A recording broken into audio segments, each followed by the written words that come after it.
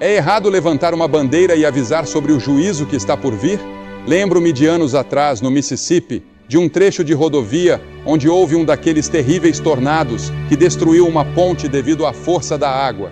Um homem saiu de seu carro à noite ao perceber o que havia acontecido e tentou avisar os motoristas com um lenço molhado e uma lanterna.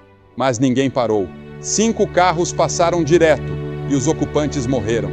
Certa vez, Jesus curou um homem possuído por demônios, o gadareno, e as pessoas pediram que ele os deixasse em paz. E ele atendeu à oração deles. Ele os deixou. Você não é obrigado a ouvir este sermão esta noite. Você pode dizer: eu não quero ouvir isso, deixe-me em paz. E Jesus pode atender a sua oração e te deixar em paz. E se você for deixado sozinho pelo Espírito de Deus, nunca encontrará perdão para os seus pecados e nunca poderá entrar no paraíso.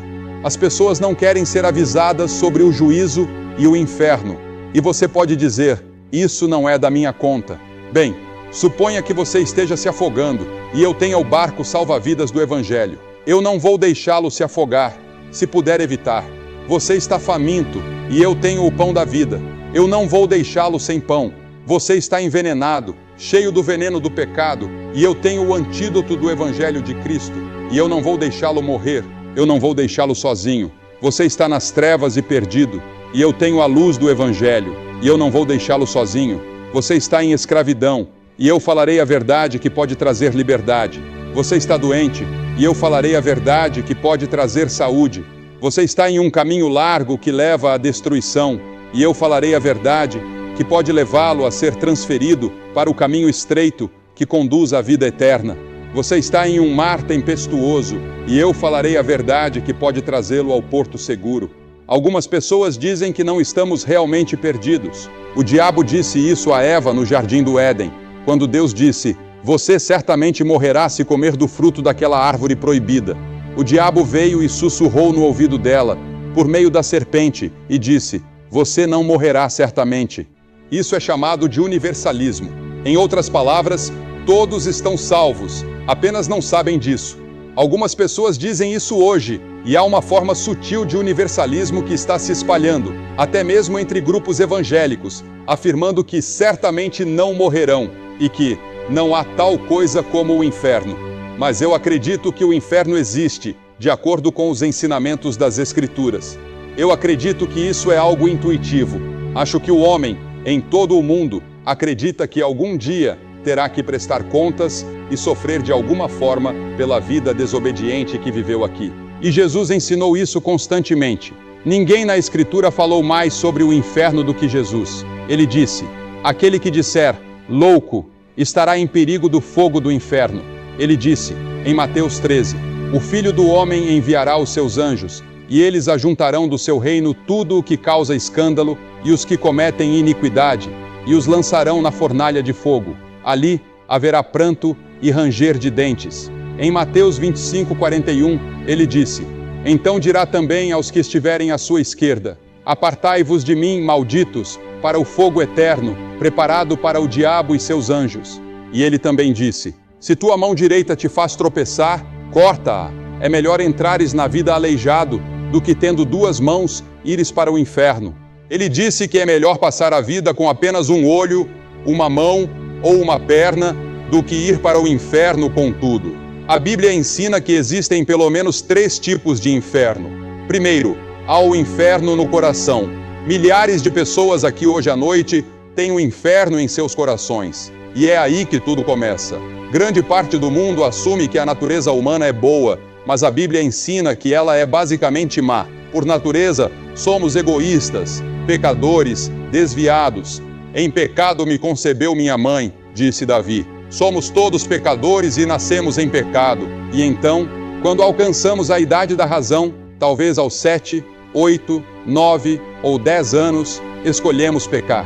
Nos tornamos pecadores por prática. E praticamos o pecado, mesmo com tecnologias como computadores.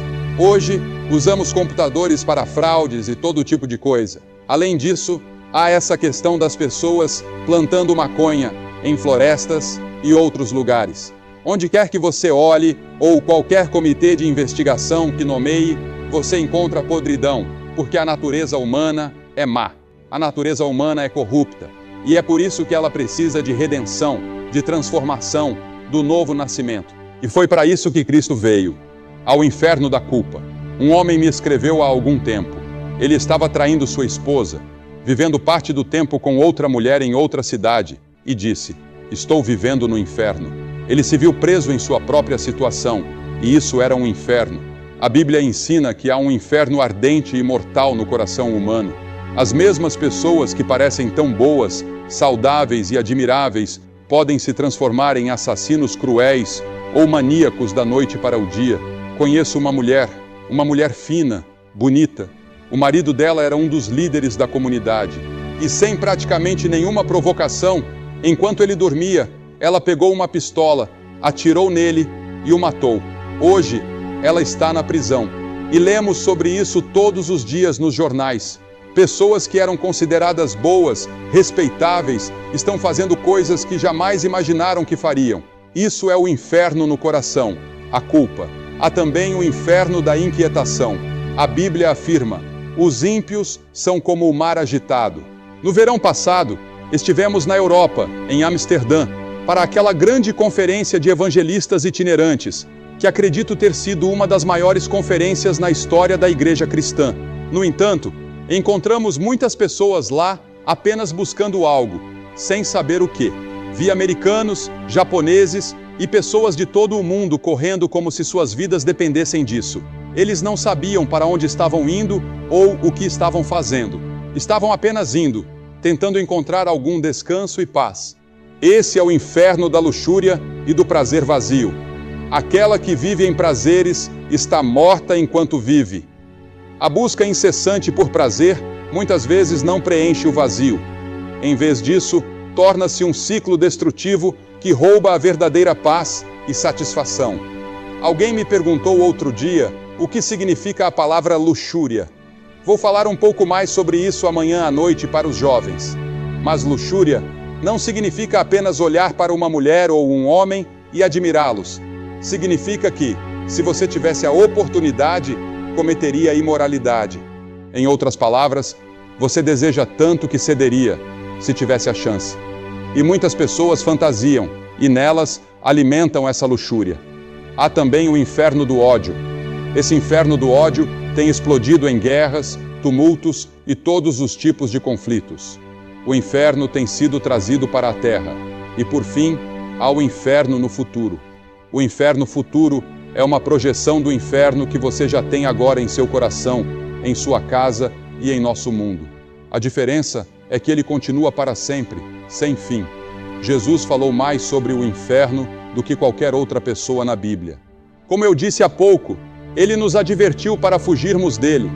O próprio fato de que o inferno existe torna o amor de Deus ainda mais surpreendente e glorioso.